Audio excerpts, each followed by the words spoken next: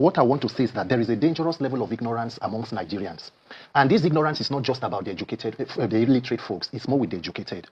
What we are seeing in Nigeria today is a deliberate attempt to convert the entire state into a one-party state.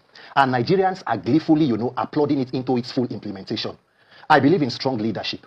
And if we want to address the issues in Rivers State, you must go to the root cause of the problem. Any other thing you're doing is addressing a symptom and leaving the cause. What is the root cause of the problem in Rivers State? A man who was a former governor, who had the opportunity to be former chairman, former chief of staff, became governor, believes he has had so much power to the extent that he boasted on TV in 2023 that he single-handedly purchased forms for everybody who contested the election in Rivers State under PDP in 2023. And so having installed the government that is there, he has a right to dictate how the government runs. So right now, instead of us paying attention to why should one person be able to install a government, do Rivers people not have the capacity to pick a governor? So the problem that led us here is a failed and corrupt electoral system. Until you fix that system that empowers one person to be able to boast and tell you that I have installed a government or a puppet, then you are going to be going around in circles. And before you know, another election cycle comes, they do what they're able to do, and then we continue protesting and talking about this. You can almost expect no pushback from them. It is a beautiful question you have asked. As it is now, the question is, what do we do moving forward? If you bring APC lawyers to this platform, they will rationalize why what the president did is correct. If you bring other normal right-thinking persons, the NBA have even criticized it. But in all of it, the administrator is seated in Rivers Government House now. The suspension will hold. If institutions of democracy were working, the National Assembly should have been the stopgap measure for it. But of course, that institution does not even work as an institution to carry out oversight. It is an extension of the executive. That is what the principal officers, they believe. The question to Nigerians should be asking themselves is, at what point are you able to now put yourself in the conversation? Because what we are discussing, some people say it is agreement between two Godfather and Godson. It is, for example, two criminals discussing how you want to steal or share something that does not belong to you. So you want to take. We are talking about Rivers State Commonwealth. So the people of Rivers State, what is their stake in this? And that is why I'm telling you that has only to do with electoral reform. If not for INEC and the judiciary, a lot of persons who are in the National Assembly will not be there today. If not for INEC and the judiciary, will the Rivers State governor be the governor today? So Nigerians will pay attention to the root cause of the problem, which will mean demanding electoral reform, because what you are seeing now will be played across different states. Tinubu has nothing to lose in Rivers State. The weaker the two parties are, the better for him. Look at Kano, where there is an opposition governor. You have a high court emir, you have a federal high court emir, state high court emir. Everywhere there is an opposition, a stone is being thrown to weaken. Before you know, every institution of state will be controlled by one person or one man, and nothing will be done. The only means of accountability is INEC. INEC is the weapon fashioned against Nigerians. The day you realize that, the day Nigerians will begin to move forward. Other than that, we will wait for another problem. We come, we discuss, dissect, and what the president wants to do will be realized. But the INEC, as it's set up now, can almost not be independent. Yes. Even though the I is what the I stands for. We've seen what happens. The president sort of still appoints. Yes. The head of the INEC, they are supposed to be independent. But we hear all of these stories and we see how things play out. How does that work? How does this reform work? With the National Assembly that you're saying Nigerians don't have a lot of faith in anymore. Nigerians do not have strong men. They have weak men who are enabled by the docility of the people. Nigerians have failed to realize the importance of the electoral system. What is the definition of a democracy? We have been living in an alternate reality. The simple definition of democracy is a government where power is vested in the people. Mr. Ebuka, Nigeria has not been able to get an electoral process where people can choose their leaders. And we keep calling ourselves a democracy, which is a fallacy. Nigerians must put maximum civil pressure on the authorities to do what they need to do to reform INEC. And it is even a challenge to Mr. President Bola Ahmed Tinubu. I am putting a challenge. You are a Democrat. Forget about people who say you should leave your government or your government nobody wants. No, be president. But let the president come out and make a statement telling Nigerians that I believe in democracy and I am committing to free, fair, credible elections in 2027. And beginning today, I will begin that process. Move that challenge to the Senate President, move it to the Speaker House of Reps, and let Nigerian youth and all other Nigerians begin to sing that song. And let us see. Or does the president not, as a Democrat, not like free and fair elections? It is Nigerians that must ensure. Nigerians must put pressure. Every day the Senate President will come and say we are Democrats. Why Democrats no come like free and fair elections? Why? Do you have issues with it? Are you afraid that if there are free, fair, peaceful elections, you may not be in office? Let the president take up this challenge and commit to free and fair elections. Let us see truly the sincerity of your peoples as a leader in a democracy. Other than that, if he fails to do so, it is up to Nigerians to put the pressure and get what they need in the best interest of all of us. The Rivers State situation that Fubara has to be a man. I mean, you can only be a man when you are born legitimately and then you grow through the developmental stages. If somebody brings you out of nowhere and becomes something, then you become, obliged to him. And that is the problem in Rivers State. A lot of persons do not feel that they should come out. Have you seen Rivers State people protesting? You should ask that question. A lot of persons feel that they are not beholden to this government. We don't have a hand in your emergence. So there is nothing we will do about it. It is your fight it. And then if you expect Fubara to go to the High Court, with all due respect to the lawyer here, Nigeria does not have a judiciary that is an independent arm of a democratic government. That's why I asked him what Nigeria has is the legal department of every government in power.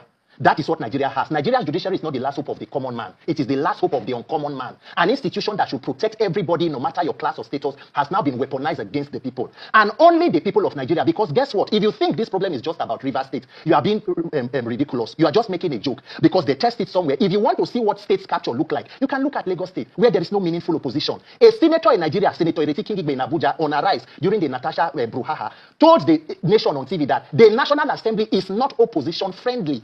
A National Assembly that should perform oversight. Imagine a democracy without opposition.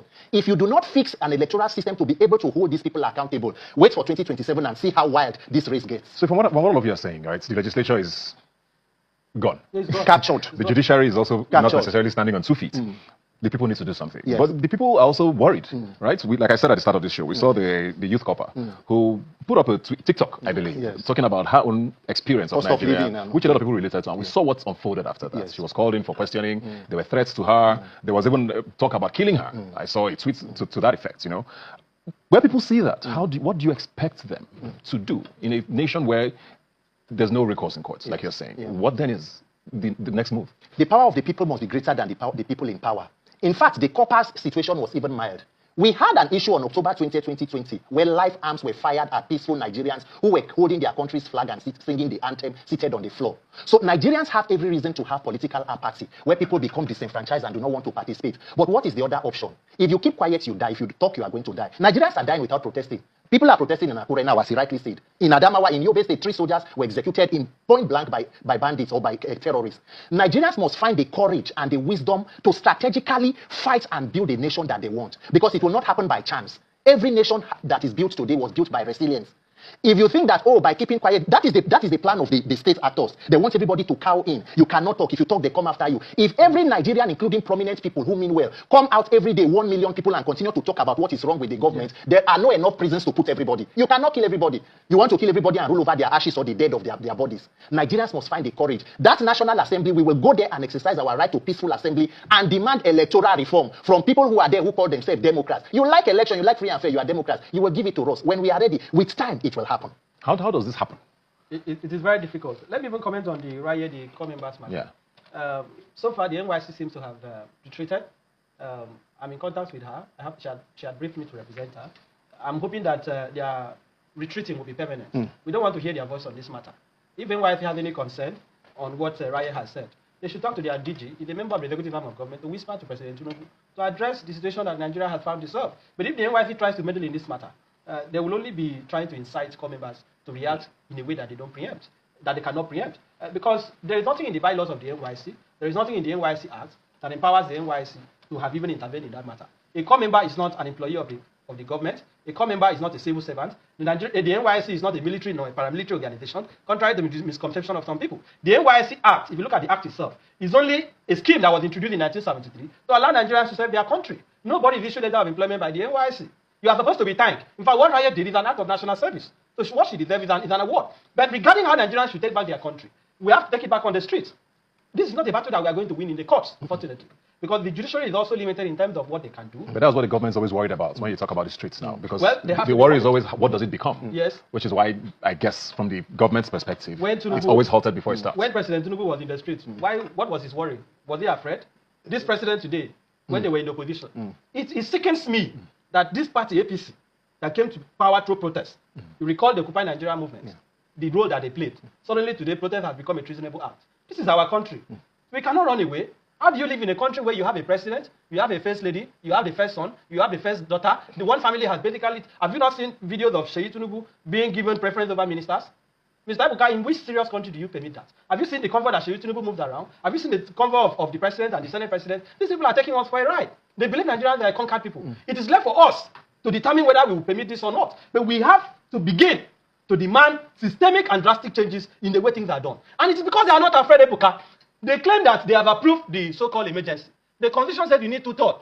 Mr. Ebuka, there is no journalist in Nigeria. Nobody in Nigeria today can give you the number of senators that voted in favor of the emergency. Why? Because it was by voice vote. How do you determine 2/3 by voice? People just screaming, yeah. How do you determine 2/3 of that? How do you determine 2/3 by voice? It has to be by head count. So the National Assembly embarrassed itself. The National Assembly has abdicated its responsibility. And that is why I say that what we have now is a case of parliamentary redundancy. They have become redundant. They no longer realize the responsibilities that they have. And it is painful because when the military struck, only the judiciary was preserved. Normally, they will attack the dissolve the executive, dissolve the legislature, and now use auster clauses to limit the powers of our courts. But the judiciary is always standing. But these lawmakers, so-called lawmakers, that are saying that on Tinubu's mandate they must stand, they did not even have the decency to allow for a head count, to even say, oh, we want to legitimize the legality. The fact that there was no head count, that we cannot say how many members of the House of Reps voted for the emergency, we cannot say how many senators voted, it shows you how decayed, it shows you how flawed our governance system is. And that is why the people must make up their minds whether they want to live as slaves or they want to live as citizens. Because what is happening today, quite sadly, is looking at as if Nigerians are being treated as slaves in their own country. And it pains me that you couldn't have even one senator, not even the Senate minority leader, not the minority whip, not even one. The Syria Kedix, former governor Bayelsa, that even tried to speak. He had to work out with Baribe and others. Opposition is dead in the National Assembly. Opposition is dead in our country. The same thing in the House of Reps. It is very shameful. It is very shameful that this is the situation that we have found ourselves. And I want to disagree with him. Tinubu is not a Democrat. You know, in mass communication, there is what we call proper labeling. I don't know where Tinubu said he's a Democrat. If he had claimed to be a Democrat in the past, his assumption of office as president and his actions has shown that, contrary to what he has said, this is a full dictatorship. So they are not pretending to be Democrats. They know they are not Democrats. Tinubu himself knows that he's not a Democrat. No Democrat will wake up and say, you are removing a democratically elected governor from office. Well, you have 30 seconds. The challenge is up to President Tinubu. Nigerians must know that INEC is the weapon fashioned against you. If we fail to reform INEC and the electoral process, we have failed to reform anything. That is our first line of accountability. President Tinubu, I want to believe that you are a Democrat. Commit to conducting free, fair, and credible elections, and then pass the challenge to the National Assembly, the Senate, and the House Speaker. If they fail to do so, Nigerians